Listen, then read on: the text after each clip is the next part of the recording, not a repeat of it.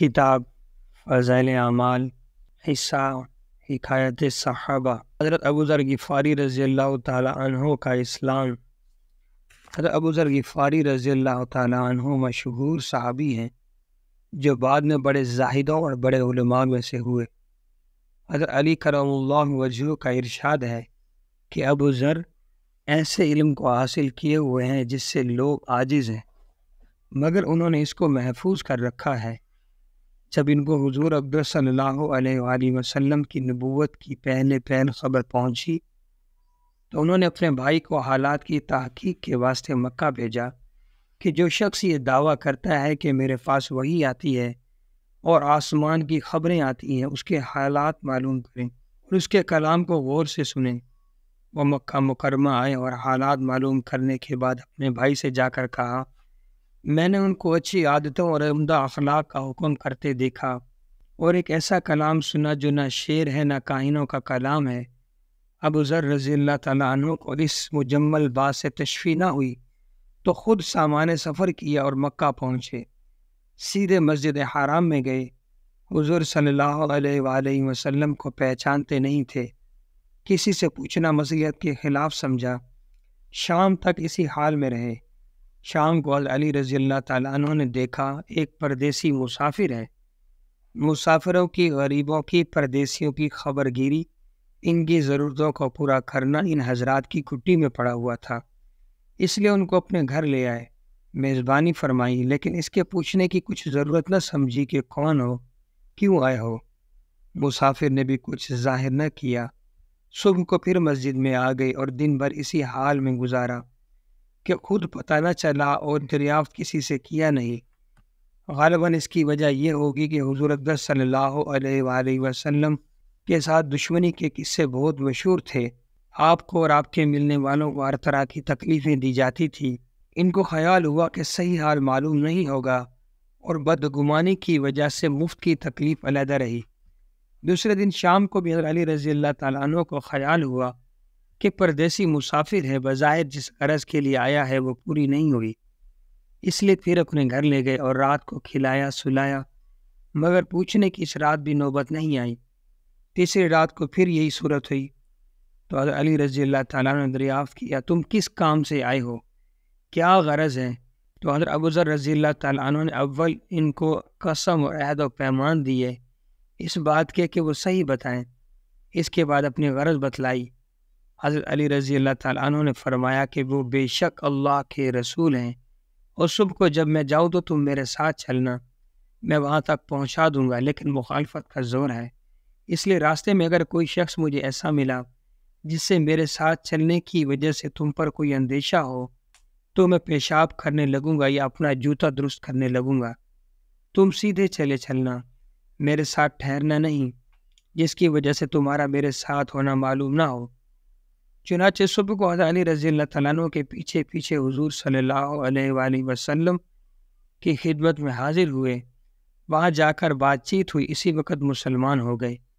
حضور اقدس صلی اللہ علیہ وآلہ وسلم نے ان کی تکلیف کے خیال سے فرمایا کہ اپنے اسلام کو ابھی ظاہر نہ کرنا، چپکے سے اپنی قوم میں چلے جاؤ، جب ہمارا غلبہ ہو جائے اس وقت چلے آنا۔ انہوں نے عرض کیا، یا رسول اللہ، اس ذات کی قسم جس کے قبضہ میں میری جان ہے کہ اس کلمہ توحید کو ان بے ایمانوں کے بیچ میں چلا کے پڑھوں گا۔ چنانچہ اسی وقت مسجد حرام میں تشریف لے گئے اور بلند آواز سے اشہد ان لا الہ الا اللہ واشہد ان محمد الرسول اللہ پڑھا۔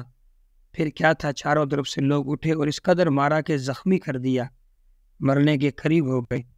حضور صلی اللہ علیہ وآلہ وسلم کے چچا حضرت عباس رضی اللہ تعالیٰ عنہ جو اس وقت تک مسلمان نہیں ہوئے تھے، ان کے اوپر بچانے کے لیے لیٹ گئے اور لوگوں سے کہا، کیا ظلم کرتے ہو؟ یہ قبیلہ غفار کا آدمی ہے اور یہ قبیلہ ملک شام کے راستے میں پڑتا ہے، تمہاری تجارت وغیرہ سب ملک شام کے ساتھ ہے، اگر یہ مر گیا تو شام کا آنا جانا بند ہو جائے گا۔ اس پر ان لوگوں کو بھی خیال ہوا ملک شام سے ساری ضرورتیں پوری ہوتی ہیں، وہاں کا راستہ بند ہو جانا مصیبت ہے، اس لیے ان کو چھوڑ دیا۔ دوسرے دن پھر اسی طرح انہوں نے جا کر آواز بلند کلمہ پڑھا۔ لوگ اس کلمے کے سننے کی تاب نہ لا سکتے تھے، اس لیے ان پر ٹوٹ پڑے۔ دوسرے دن بھی حضرت عباس رضی اللہ تعالیٰ عنہ ان کو اسی طرح سمجھا کر ہٹایا کہ تمہاری تجارت کا راستہ بند ہو جائے گا۔ فائدہ: حضور اقدس صلی اللہ علیہ وآلہ وسلم کے اس ارشاد کے باوجود اپنے اسلام کو چھپاؤ، ان کا یہ فعل حق کے اظہار کا بلبلہ اور غلبہ تھا کہ جب یہ دین حق ہے تو کسی کے باپ کا کیا اجارہ ہے جس سے ڈر کر چھپایا جائے۔ حضور صلی اللہ علیہ وآلہ وسلم کا منع فرمانا شفقت کی وجہ سے تھا کہ ممکن ہے تکالیف کا تحمل نہ ہو، ورنہ حضور صلی اللہ علیہ وآلہ وسلم کے حکم کے خلاف صحابہ رضوان اللہ تعالیٰ علیہ مجمعین کی یہ مجال ہی نہ تھی۔ چنانچہ اس کا کچھ نمونہ مستقل باب میں آ رہا ہے، کیونکہ حضور اقدس صلی اللہ علیہ وآلہ وسلم خود ہی دین کے پھیلانے میں ہر قسم کی تکلیفیں برداشت فرما رہے تھے۔ اس لیے جب حضرت ابو ذر رضی اللہ تعالیٰ عنہ نے سہولت پر عمل کرنے کی بجائے حضور صلی اللہ علیہ وآلہ وسلم کے اتباع کو ترجیح دی، یہی ایک چیز تھی جس کی وجہ سے ہر قسم کی ترقی دینی و دنیاوی صحابہ کرام رضوان اللہ تعالیٰ علیہ مجمعین کے قدم چوم رہی تھی، اور ہر میدان ان کے قبضے میں تھا کہ جو شخص بھی ایک مرتبہ کلمہ شہادت پڑھ کر اسلام کے جھنڈے کے نیچے آ جاتا تھا، بڑی سے بڑی قوت بھی اس کو روک نہ سکتی تھی، اور نہ بڑے سے بڑا ظلم اس کو دین کی اشاعت سے ہٹا سکتا تھا۔ کتاب فضائل اعمال، حصہ فضائل قرآن۔ حضرت ابن عمر رضی اللہ تعالیٰ عنہ سے حضور اقدس صلی اللہ علیہ وآلہ وسلم کا یہ ارشاد منقول ہے کہ حسد دو شخصوں کے سوا کسی پر جائز نہیں۔ ایک وہ شخص جس کو حق تعالیٰ شانہ نے قرآن شریف کی تلاوت عطا فرمائی اور وہ دن رات اس میں مشغول رہتا ہے، اور دوسرے وہ شخص جس کو حق سبحانہ نے مال کی کثرت عطا فرمائی اور وہ دن رات اس کو خرچ کرتا ہے۔ قرآن شریف کی آیات اور احادیث کثیرہ کے عموم سے حسد کی برائی اور ناجائز ہونا مطلقاً معلوم ہوتا ہے۔ اس حدیث شریف سے دو آدمیوں کے بارے میں جواز معلوم ہوتا ہے، کیونکہ وہ روایات زیادہ مشہور اور کثیر ہیں، اس لیے علماء نے اس حدیث کے دو مطلب ارشاد فرمائے ہیں۔ اول یہ کہ حسد اس حدیث شریف میں رشک کے معنی میں ہے، جس کو عربی میں غبطہ کہتے ہیں۔ حسد اور غبطہ میں یہ فرق ہے کہ کسی کے پاس کوئی نعمت دیکھ کر یہ آرزو ہوتی ہے کہ اس کے پاس یہ نعمت نہ رہے، خواہ اپنے پاس حاصل ہو یا نہ ہو، اور رشک میں اپنے پاس اس کے حصول کی تمنا و آرزو ہوتی ہے۔ عام ہے کہ دوسرے سے زائل ہو یا نہ ہو۔ چونکہ حسد بالاجماع حرام ہے، اس لیے علماء نے اس لفظ حسد کو مجازاً غبطہ کے معنی میں ارشاد فرمایا ہے، جو دنیاوی امور میں مباح ہے اور دینی امور میں مستحب۔ دوسرا مطلب یہ بھی ممکن ہے کہ بسا اوقات کلام علی سبیل الفرض والتقدیر مستعمل ہوتا ہے، یعنی اگر حسد جائز ہوتا تو یہ دو چیزیں ایسی تھیں کہ ان میں جائز ہوتا۔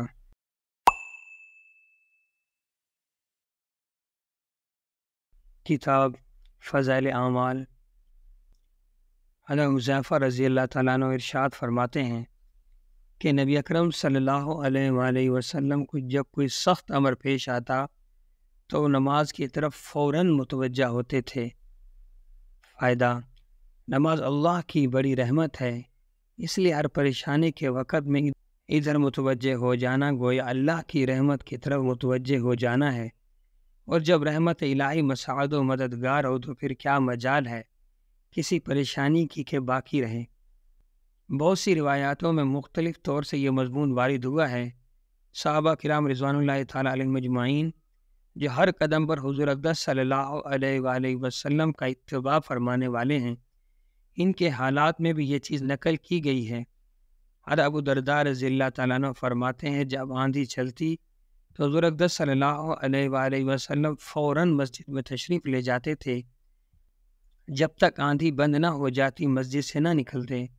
اسی طرح جب سورج یا چاند گرہن ہو جاتا تو نبی اکرم صلی اللہ علیہ وآلہ وسلم فوراً نماز کی طرف متوجہ ہو جاتے۔ حضرت صہیب رضی اللہ تعالیٰ عنہ حضور اقدس صلی اللہ علیہ وآلہ وسلم سے نقل کرتے ہیں پہلے انبیاء علیہ الصلاۃ والسلام کا بھی یہی معمول تھا کہ ہر پریشانی کے وقت نماز کی طرف متوجہ ہو جاتے تھے۔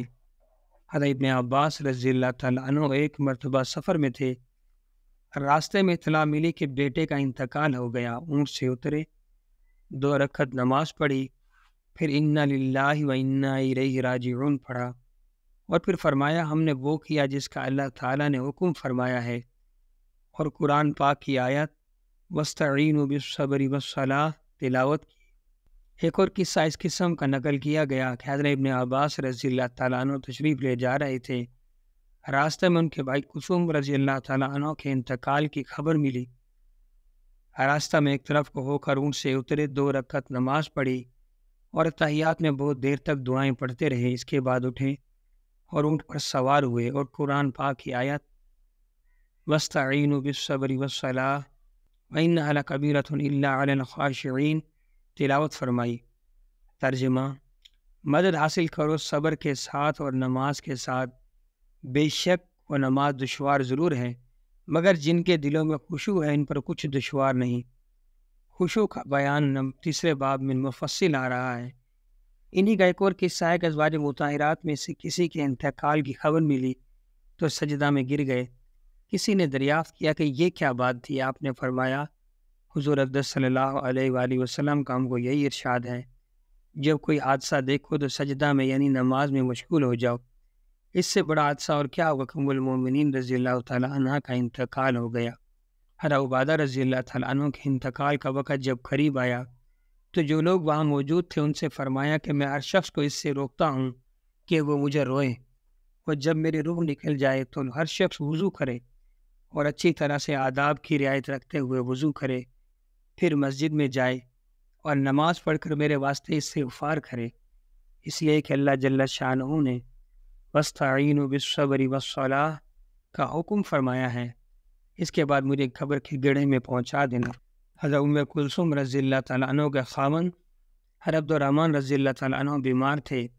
ایک دفعہ ایسی سکتہ کسی حالت ہوگی، سب نے انتقال ہو جانا تجویز کر لیا۔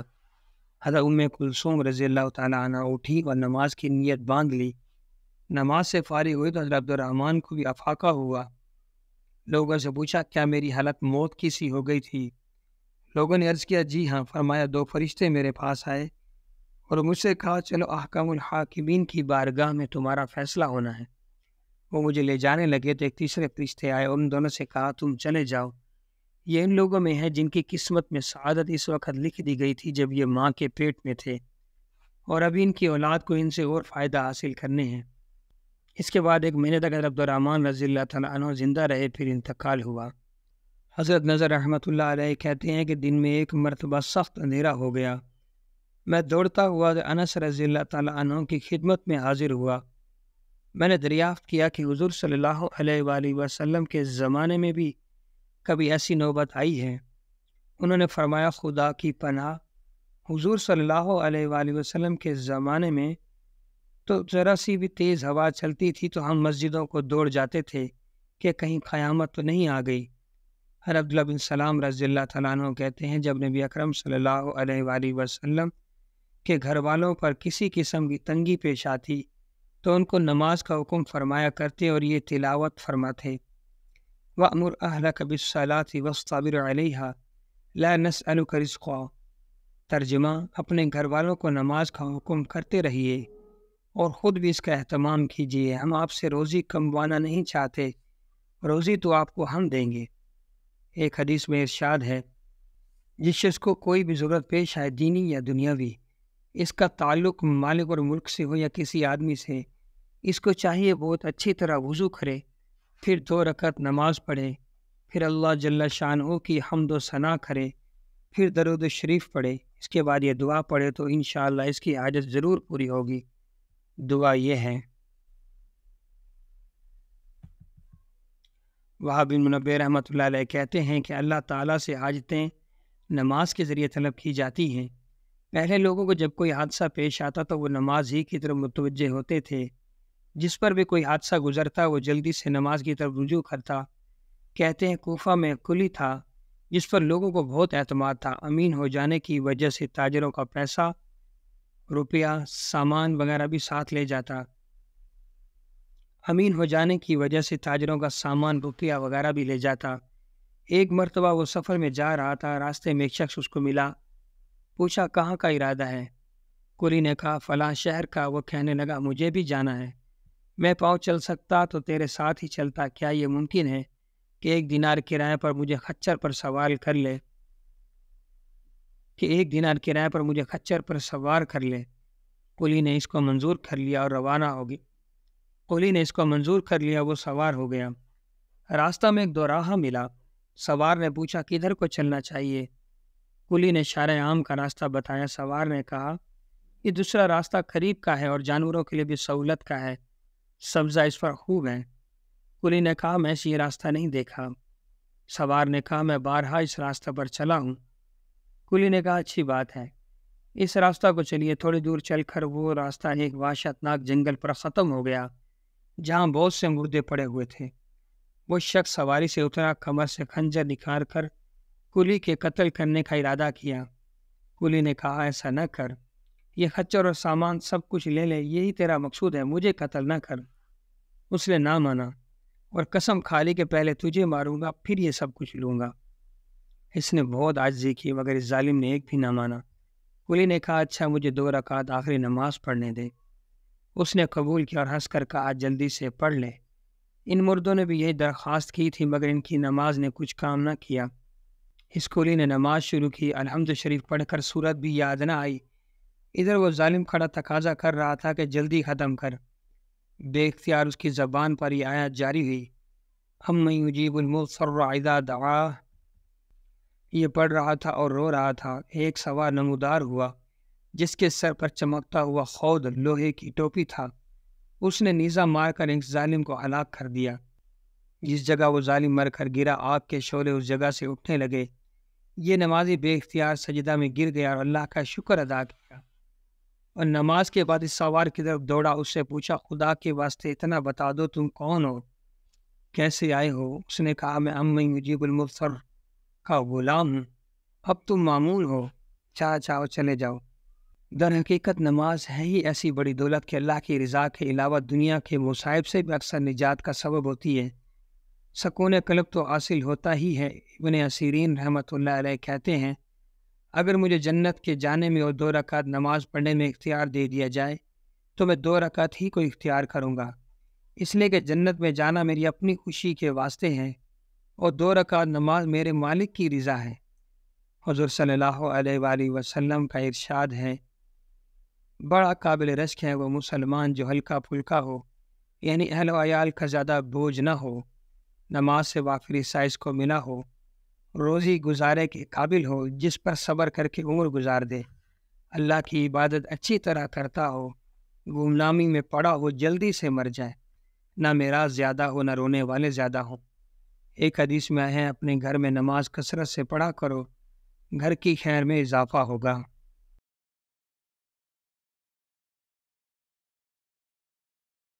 کتاب فضائل اعمال، حصہ فضائل ذکر۔ حضور اکرم صلی اللہ علیہ وآلہ وسلم کا ارشاد ہے جو شخص اللہ کا ذکر کرتا ہے اور جو نہیں کرتا، ان دونوں کی مثال زندہ اور مردے کی سی ہے کہ ذکر کرنے والا زندہ ہے اور ذکر نہ کرنے والا مردہ ہے۔ فائدہ: زندگی ہر شخص کو محبوب ہے اور مرنے سے ہر شخص ہی گھبراتا ہے۔ حضور صلی اللہ علیہ وآلہ وسلم کا ارشاد ہے جو اللہ کا ذکر نہیں کرتا وہ زندہ بھی مردے ہی کے حکم میں ہے، اس کی زندگی بھی بیکار ہے۔ فارسی کا شعر ہے، ترجمہ کہتے ہیں وہ زندگی ہی نہیں جو میری ہے، زندہ وہ ہے جس کو دوست کا وصال حاصل ہو۔ بعض علماء نے فرمایا یہ دل کی حالت کا بیان ہے، جو شخص اللہ کا ذکر کرتا ہے اس کا دل زندہ رہتا ہے، جو ذکر نہیں کرتا اس کا دل مر جاتا ہے۔ بعض علماء نے فرمایا ہے کہ تشبیہ نفع و نقصان کے اعتبار سے ہے کہ اللہ کا ذکر کرنے والے شخص کو جو ستائے وہ ایسا ہے جیسا کسی زندہ کو ستائے کہ اس سے انتقام لیا جائے گا اور وہ اپنے کیے کو بھگتے گا، اور غیر ذاکر کو ستانے والا ایسا ہے جیسا مردہ کو ستانے والا کہ وہ خود انتقام نہیں لے سکتا۔ صوفیہ کہتے ہیں کہ اس سے ہمیشہ کی زندگی مراد ہے کہ اللہ کا ذکر کثرت سے اخلاص کے ساتھ کرنے والے مرتے ہی نہیں بلکہ وہ اس دنیا سے منتقل ہو جانے کے بعد بھی زندگی کے حکم میں ہیں، جیسا کہ قرآن پاک میں شہیدوں کے متعلق وارد ہوا ہے بل احیاء عند ربہم، اس طرح ان کے لیے بھی خاص قسم کی زندگی ہے۔ حکیم ترمذی رحمۃ اللہ علیہ کہتے ہیں کہ اللہ کا ذکر دل کو تر کرتا ہے اور نرمی پیدا کرتا ہے، اور جب دل اللہ کے ذکر سے خالی ہوتا ہے تو نفس کی گرمی اور شہوت کی آگ سے خشک ہو کر سخت ہو جاتا ہے اور سارے اعضاء سخت ہو جاتے ہیں، اطاعت سے رک جاتے ہیں۔ اگر ان اعضاء کو کھینچو تو ٹوٹ جائیں گے، جیسا کہ خشک لکڑی جھکانے سے نہیں جھکتی، صرف کاٹ کر جلا دینے کے کام کے رہ جاتی ہے۔ کتاب فضائل اعمال، حصہ فضائل تبلیغ۔ اور تم میں ایک ایسی جماعت ہونا ضروری ہے کہ خیر کی طرف بلائے اور نیک کاموں کے کرنے کو کہا کرے اور برے کاموں سے روکا کرے، ایسے لوگ پورے کامیاب ہوں گے۔ سورہ آل عمران آیت 104۔ حق سبحانہ و تقدس نے اس آیت شریفہ میں ایک اہم مضمون حکم فرمایا ہے، وہ یہ ہے کہ امت میں ایک جماعت اس کام کے لیے مخصوص ہو، وہ اسلام کی طرف لوگوں کو تبلیغ کیا کرے۔ یہ حکم مسلمانوں کے لیے تھا، مگر افسوس اس اصل کو ہم لوگوں نے بالکل ہی ترک کر دیا۔ دوسری قوموں نے نہایتی اہتمام سے پکڑ لیا۔ نصارہ عیسائیوں کی مستقل جماعتیں دنیا میں تبلیغ کے لیے مخصوص ہیں، اسی طرح دوسری اقوام میں اس کے لیے مخصوص کارکن موجود ہیں، لیکن کیا مسلمانوں میں بھی کوئی جماعت ایسی ہے؟ اس کا جواب نفی میں نہیں تو اس بات میں بھی مشکل ہے۔ اگر کوئی جماعت یا کوئی فرد اس کے لیے اٹھتا بھی ہے تو اس وجہ سے کہ بجائے اعانت کے اس پر اعتراضات کی اس قدر بھرمار ہوتی ہے کہ وہ آج نہیں تو کل تھک کر بیٹھ جاتا ہے۔ حالانکہ خیر خواہی کا مقتضا یہ تھا کہ اس کی مدد کی جاتی اور کوتاہیوں کی اصلاح کی جاتی، نہ یہ کہ خود کوئی کام نہ کیا جاوے اور کام کرنے والوں کو اعتراضات کا نشانہ بنا کر ان کو کام کرنے سے گویا روک دیا جاوے۔ کتاب فضائل اعمال، حصہ فضائل رمضان۔ حضور اکرم صلی اللہ علیہ وآلہ وسلم کا ارشاد ہے کہ 3 آدمیوں کی دعا رد نہیں ہوتی: ایک روزہ دار کی افطار کے وقت، دوسرے عادل بادشاہ کی دعا، تیسرے مظلوم کی جس کو اللہ تعالی شانہ بادلوں سے اوپر اٹھا لیتے ہیں اور آسمان کے دروازے اس کے لیے کھول دے جاتے ہیں، اور ارشاد ہوتا ہے کہ میں تیری ضرور مدد کروں گا، وہ کسی مصلحت سے کچھ دیر ہو جائے۔ فائدہ: دور منصور میں حضرت عائشہ رضی اللہ تعالیٰ عنہ سے نقل کیا گیا کہ جب رمضان آتا تو نبی اکرم صلی اللہ علیہ وآلہ وسلم کا رنگ بدل جاتا تھا، نماز میں اضافہ ہو جاتا تھا اور دعا میں بہت عاجزی فرماتے تھے اور خوف غالب ہو جاتا تھا۔ دوسری روایت میں فرماتی ہے کہ رمضان کے ختم تک بستر پر تشریف نہیں لاتے تھے۔ ایک روایت میں حق تعالی شانہ رمضان میں عرش کے اٹھانے والے فرشتوں کو حکم فرماتے ہیں کہ اپنی اپنی عبادت چھوڑ دو اور روزہ داروں کی دعا پر آمین کہا کرو۔ بہت سی روایات سے رمضان کی دعا کا خصوصیت سے قبول ہونا معلوم ہوتا ہے، اور یہ بے تردد بات ہے کہ جب اللہ کا وعدہ ہے اور سچے رسول صلی اللہ علیہ وآلہ وسلم کا نقل کیا ہوا ہے تو اس کے پورا ہونے میں کچھ تردد نہیں۔ لیکن اس کے بعد بھی بعض لوگ کسی غرض کے لیے دعا کرتے ہیں مگر وہ کام نہیں ہوتا، تو اس سے یہ نہیں سمجھ لینا چاہیے کہ وہ دعا قبول نہیں ہوئی، بلکہ دعا کے قبول ہونے کے معنی سمجھ لینا چاہیے۔ نبی کریم صلی اللہ علیہ وآلہ وسلم کا ارشاد ہے، جب مسلمان دعا کرتا ہے بشرطے کہ قطع رحمی یا کسی گناہ کی دعا نہ کرے تو حق تعالی شانہ کے یہاں 3 چیزوں میں سے ایک چیز ضرور ملتی ہے، یا خود وہی چیز ملتی ہے جس کی دعا کی، یا اس کے بدلے میں کوئی برائی یا مصیبت اس سے ہٹا دی جاتی ہے، یا آخرت میں اس قدر ثواب اس کے حصہ میں لگا دیا جاتا ہے۔ ایک حدیث میں آیا ہے، قیامت کے دن حق تعالی شانہ بندہ کو بلا کر ارشاد فرمائیں گے، اے میرے بندے، میں نے تجھے دعا کرنے کا حکم دیا تھا اور اس کے قبول کرنے کا وعدہ کیا تھا، تو نے مجھ سے دعا مانگی تھی، واعظ کرے گا مانگی تھی۔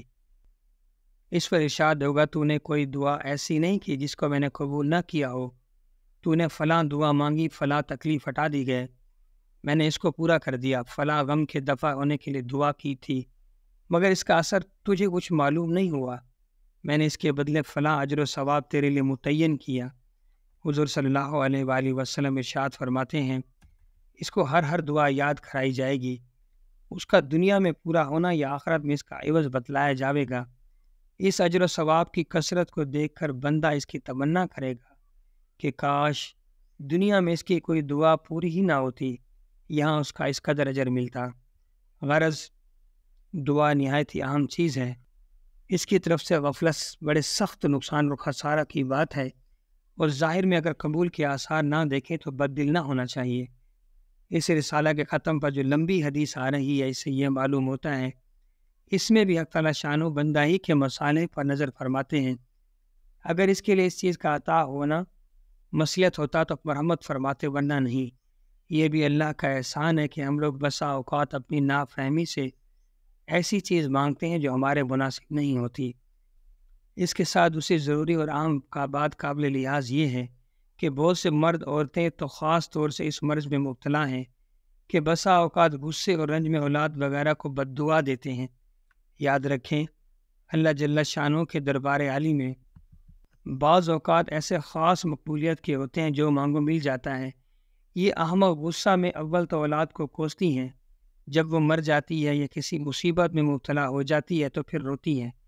اس کا خیال بھی نہیں آتا کہ یہ مصیبت خود ہی اپنی بد دعا سے مانگی ہے۔ نبی کریم صلی اللہ علیہ وآلہ وسلم کا ارشاد ہے کہ اپنی جانوں اور اولاد کو نیز مال اور خادموں کو بد دعا نہ دیا کرو، مبادا اللہ کے کسی ایسے خاص وقت میں واقع ہو جائے جو قبولیت کا ہے۔ بالخصوص رمضان المبارک کا تمام مہینہ تو بہت ہی خاص وقت ہے، اس میں اہتمام سے بچنے کی کوشش اشد ضروری ہے۔ حضرت عمر رضی اللہ تعالیٰ عنہ حضور اقدس صلی اللہ علیہ وآلہ وسلم سے نقل کرتے ہیں، رمضان مبارک میں اللہ کو یاد کرنے والا شخص بخشا بخشایا ہے اور اللہ سے مانگنے والا نامراد نہیں رہتا۔ حضرت ابن مسعود رضی اللہ تعالیٰ عنہ کی ایک روایت سے ترغیب میں نقل کیا ہے کہ رمضان کی ہر رات میں ایک منادی پکارتا ہے، اے خیر کی تلاش کرنے والے متوجہ ہو اور آگے بڑھ، اے برائی کے طلبگار بس کر اور آنکھیں کھول۔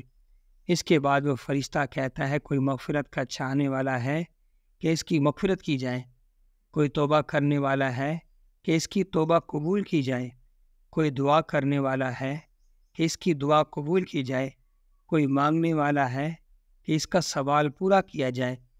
اس سب کے بعد یہ امر بھی نہایت ضروری اور قابل لحاظ ہے کہ دعا کے قبول ہونے کے لیے کچھ شرائط بھی وارد ہوئی ہیں۔ ان کے فوت ہونے سے بسا اوقات دعا رد کر دی جاتی ہے، من جملہ ان کے حرام غذا ہے کہ اس کی وجہ سے بھی دعا رد ہوتی ہے۔ نبی کریم صلی اللہ علیہ وآلہ وسلم کا ارشاد ہے، بہت سے پریشان حال آسمان کی طرف ہاتھ کھینچ کر دعا مانگتے ہیں اور یا رب کرتے ہیں، مگر کھانا حرام، پینا حرام، لباس حرام، ایسی حالت میں کہاں دعا قبول ہو سکتی ہے؟ مورخین نے لکھا ہے، کوفہ میں مستجب الدعا لوگوں کی ایک جماعت تھی، جب کوئی حاکم ان پر مسلط ہوتا تو اس کے لیے بد دعا کرتے وہ ہلاک ہو جاتا۔ حجاج ظالم کا جب وہاں تسلط ہوا تو اس نے ایک دعوت کی جس میں ان حضرات کو خاص طور سے شریک کیا۔ جب کھانے سے فارغ ہو چکے تو اس نے کہا، میں ان لوگوں کی بد دعا سے محفوظ ہو گیا، حرام کی روزی ان کے پیٹ میں داخل ہو گئی۔ اس کے ساتھ ہمارے زمانے کی حلال روزی پر بھی نگاہ ڈالی جائے، جہاں ہر وقت سود تک کے جواز کی کوششیں جاری ہیں۔ ملازمین رشوت کو اور تاجر دھوکہ دینے کو بہتر سمجھتے ہیں۔ کتاب فضائل اعمال، حصہ مسلمانوں کی پستی کا واحد علاج۔ حضرت عائشہ رضی اللہ تعالیٰ عنہ فرماتی ہیں، رسول خدا صلی اللہ علیہ وآلہ وسلم میرے پاس تشریف لائے تو میں نے چہرہ انور پر ایک خاص اثر دیکھ کر محسوس کیا کوئی اہم بات پیش آئی ہے۔ حضور اقدس صلی اللہ علیہ وآلہ وسلم نے کسی سے کوئی بات نہیں کی اور وضو فرما کر مسجد میں تشریف لے گئے۔ میں مسجد کی دیوار سے لگ گئی تاکہ کوئی ارشاد ہو اس کو سنوں۔ حضور اقدس صلی اللہ علیہ وآلہ وسلم منبر پر جلوہ افروز ہوئے اور حمد و ثنا کے بعد فرمایا، لوگو، اللہ تعالیٰ کا حکم ہے کہ بھلی باتوں کا حکم کرو اور بری باتوں سے منع کرو، مبادا وہ وقت آ جائے تم دعا مانگو اور میں اس کو قبول نہ کروں، اور تم مجھ سے سوال کرو میں اس کو پورا نہ کروں، اور تم مجھ سے مدد چاہو اور میں تمہاری مدد نہ کروں۔ حضور اقدس صلی اللہ علیہ وآلہ وسلم نے صرف یہ کلمات ارشاد فرمائے اور منبر سے اتر گئے۔